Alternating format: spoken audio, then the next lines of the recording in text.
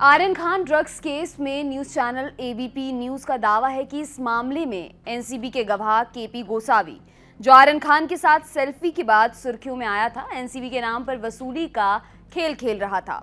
News channel का ये दावा है कि क्रूज ड्रग्स केस में एनसीबी के दो अहम गवाहों किरण गोसावी और उसके ड्राइवर प्रभाकर सैल के व्हाट्सएप चैट के जरिए ये जानकारी सामने आई है।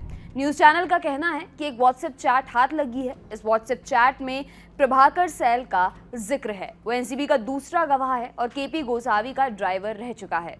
प्रभाकर सैल ने एनसीबी की विजिलेंस जांच टीम को एक एफिडेविट दिया है। इसमें क्रूज ड्रग्स केस में आर्यन की गिरफ्तारी और कथित वसूली कांड से जुड़े कई खुलासे किए गए हैं।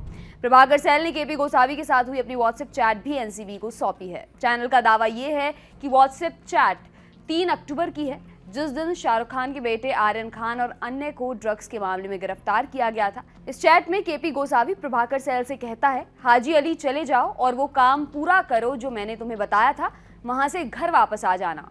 प्रभाकर सैल इसके जवाब में जी सर कहता है। केपी गोसावी फिर से कहता है, बाहर से ताला बंद कर देना और चाबी को खिड़की से हॉल में फेंक देना, जल्दी जाओ और जल्दी वापस आओ। प्रभाकर सैल के एफिडेविट के मुताबिक गोसावी ने उसे हाजी अली के पास इंडियाना होटल जाकर किसी से 50 लाख रुपए लेने के लिए कहा था। इसके बाद सैल 9:45 पर वहां पहुंचा, जहां एक सफेद रंग की कार आई। गाड़ी का नंबर 5102 है। इसमें से पैसे से भरे 2 बैग प्रभाकर को दिए गए। हालांकि पैसे किसने दिए इसका खुलासा होना बाकी है। ये भी पता नहीं चल पाया है कि इस बैग में कितने पैसे थे। हालांकि सैल ने अपने एफिडेविट में 50 लाख का जिक्र किया था। प्रभाकर सैल ने एफिडेविट में यह दावा किया है कि एनसीबी की रेड से पहले ही गोसावी के पास 10 लोगों की हिट लिस्ट मौजूद थी। उनकी गिरफ्तारी के लिए पूरा जाल बिछाया गया था। चैनल ने दावा किया है कि 2 अक्टूबर को रेड वाले दिन 1:23 पर किरण गोसावी ने अपने ड्राइवर सैल को व्हाट्सएप पर कुछ लोगों की फोटो भेजी। कहा कि अगर ये लोग क्रूज पर ग्रीन गेट से जाते हुए दिखाई देते हैं तो उन्हें बता दें। सैल ने इन बातों का जिक्र अपने एफिडेविट में किया है।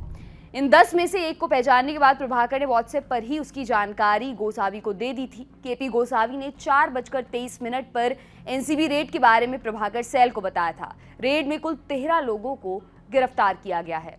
एबीपी का दावा है कि एनसीबी के समीर सालेकर और प्रभाकर सैल के बीच भी व्हाट्सएप चैट हुई थी। प्रभाकर ने अपने एफिडेविट में बताया कि उसे पंच यानी गवाह बनाया गया था। उसे बताए बगैर ही 10 कोरे कागज पर दस्तखत करवा लिए गए थे। उस समय उसके पास कोई आईडी नहीं थी। व्हाट्सएप चैट में सैल ने अपना आधार कार्ड सालेकर को भेजा था। एबीपी ने इन खुलासों के जरिए सवाल उठाए हैं कि क्या एनसीबी के नाम पर रुपयों की वसूली की गई? क्या आर्यन को छुड़ाने के लिए पैसे दिए गए? अगर किरण गोसावी के कहने पर वसूली हुई तो किस हैसियत से? वहीं इंडिया टुडे की एक रिपोर्ट के मुताबिक पूछताछ के दौरान प्रभाकर सैल ने आरोप लगाए हैं कि एनसीबी अधिकारी समीर वानखेड़े भी पैसों की उगाही में शामिल थे। एनसीबी के डीडीजी ज्ञानेश्वर सिंह ने प्रभाकर सैल से पूछताछ की। प्रभाकर सैल ने पूछताछ के बाद कहा, हमने एनसीबी को उन सभी लोगों के नाम दिए हैं जिन्होंने जबरन उगाही की और जिनसे उगाही की गई। हम सरकार से इस मामले में तुरंत एफआईआर दर्ज करने की मांग करते हैं। यह जबरन वसूली के लिए फेंका गया एक जाल था जिसमें समीर वानखेड़े सहित एनसीबी के कुछ अधिकारी शामिल थे। 25 करोड़ रुपए मांगे गए और 18 करोड़ रुपए में डील फाइनल हुई। पिछले महीने प्रभाकर सैल ने दावा किया था कि एनसीबी के जोनल डायरेक्टर समीर वानखेड़े ने 25 करोड़ में आर्यन खान को छोड़ने की डील की है। समीर वानखेड़े ने खुद पर लगे इन आरोपों का खंडन भी किया था। इन आरोपों के बाद ही एनसीबी समीर वानखेड़े को मामले की जांच से हटा दिया गया था और उनके खिलाफ जांच का आदेश दिया गया था। इसके बाद एजेंसी के उप महानिदेशक ज्ञानेश्वर सिंह आए समीर वानखेड़े पर लगे इन आरोपों की जांच करने।